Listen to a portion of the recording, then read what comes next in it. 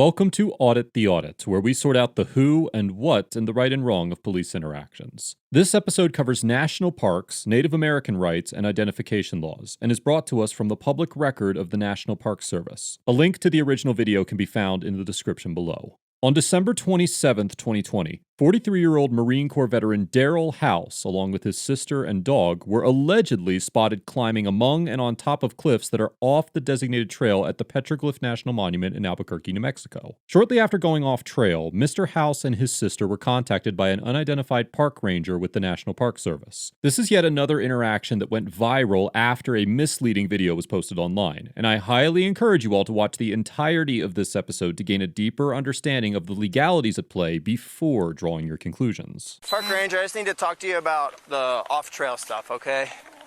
You guys gotta stay on the trail, alright? And then also, sorry, I'm out of breath. I was trying to haul to keep up with you guys. When you're up along the rocks and all that, that's super sacred to the tribes.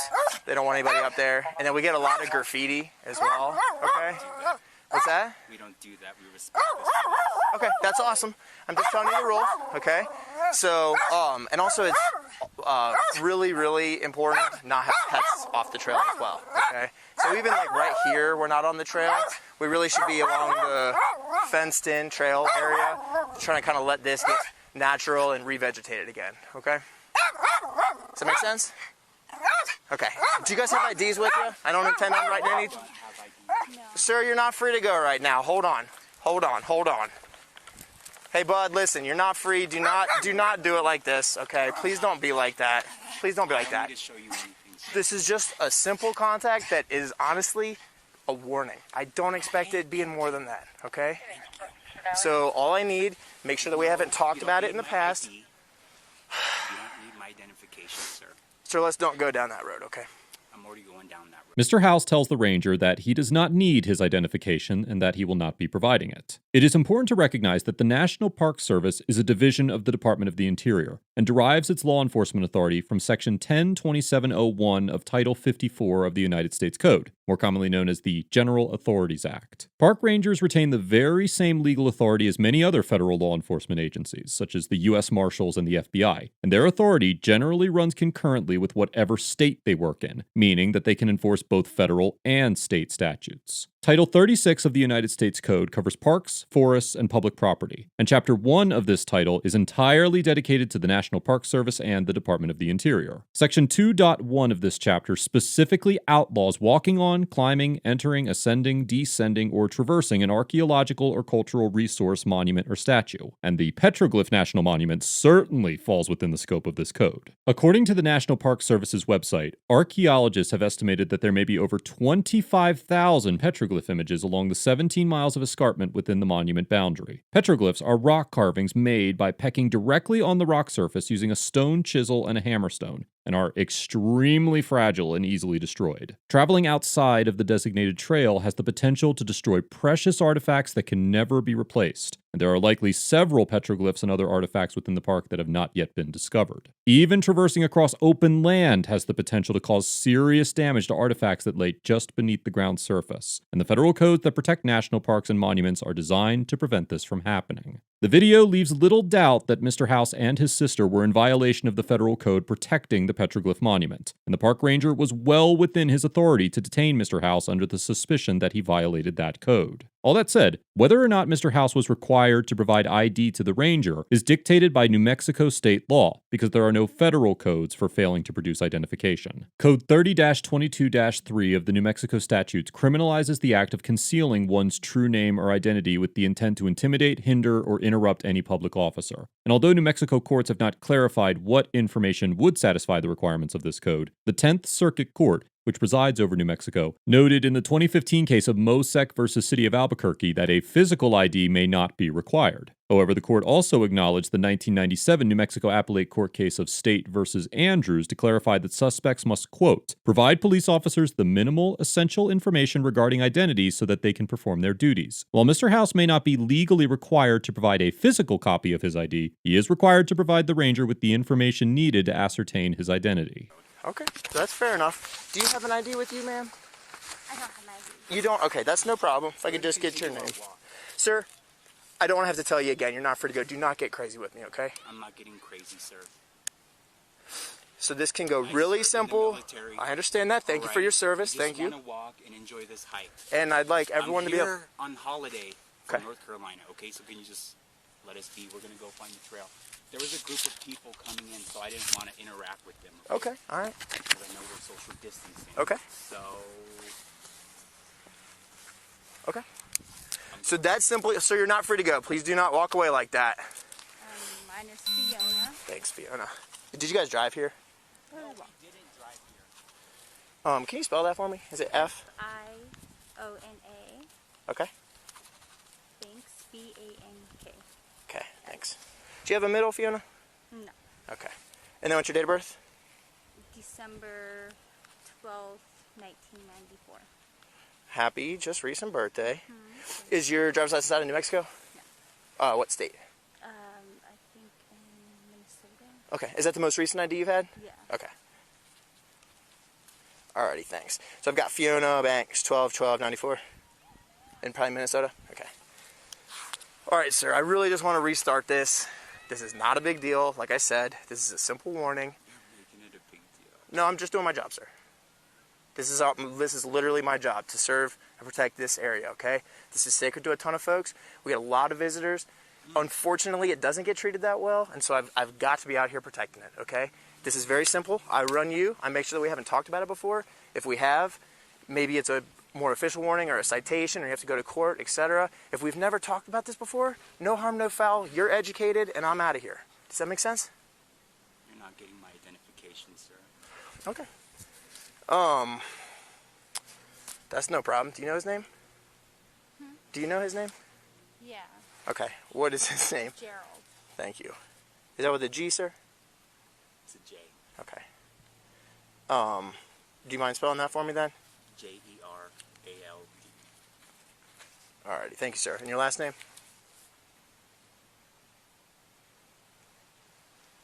No, let's go. Sir, I can sit here all day. It's not going to work, okay? Do you have a warrant or something? What's your concern? I don't have a warrant. Okay, I then don't what's have anything your against me. concern? You don't need my identification, sir. So this is a law enforcement action, and I do need to identify you. Native Americans and the government and law don't mesh well. You know that. Okay, well, We've had our differences before. I absolutely... You're on our land.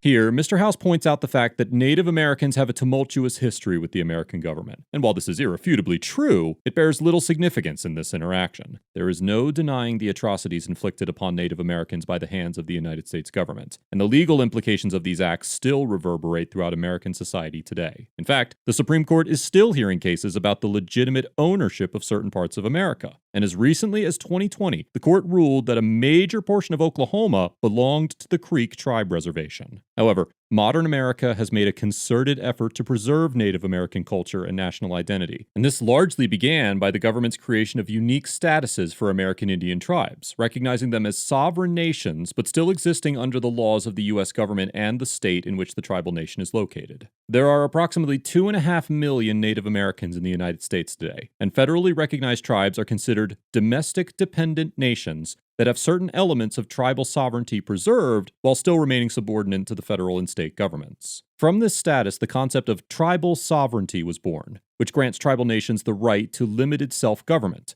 to define its own membership, to manage tribal property, and to regulate tribal business and domestic relations. In turn, the federal government has certain special trust obligations to protect tribal lands and resources, the right to self-government, and to provide services necessary for tribal survival and advancement. This relationship creates a very unique situation for Native Americans and renders them both beholden to the U.S. government and independent of it. This status exists because Native Americans suffer from many of the same social and economic problems as other victims of long-term bigotry and discrimination. For example, Native Americans suffer disproportionately high rates of poverty, infant mortality, unemployment, and high school dropout rates. While there are a litany of laws and legal precedents to ensure that Native American culture is preserved and tribal sovereignty is respected, none of these laws absolve Native Americans from adhering to the very same legal standards as non-Native citizens of the United States. And the fact that Mr. House is a Native American does not grant him special privileges to disregard the preservation of the Petroglyph National Monument. Sir, I sympathize with any of that, but this is simply a law enforcement action today. and you just need to provide your name, and we're done. Gerald, you got my name. And what's your last name, sir? You don't need my last I name. need to fully identify you. Humphrey. Thank you. Sound it out. Humphrey? That's how you sound it out. And then, do you have a middle initial, sir? I don't. Okay, and your date of birth? That's just how, that's the only way the dispatch? 1989. All right.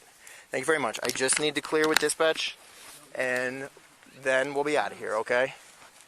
Both Mr. House and his sister provide the ranger with a false name and date of birth, and the ranger informs the two that once he verifies their identity with his dispatcher, they will be free to go. New Mexico Code 30-22-3, which we mentioned earlier in this episode, also provides that concealing one's true name or identity, or disguising oneself with intent to obstruct the due execution of the law, or with intent to intimidate, hinder, or interrupt any public officer, is a criminal offense. And unbeknownst to the ranger, both Mr. House and his sister are in blatant violation of this code. It is unclear why the two decided to give the ranger false information, as neither of them had active warrants, and doing so only added to the criminality of their conduct.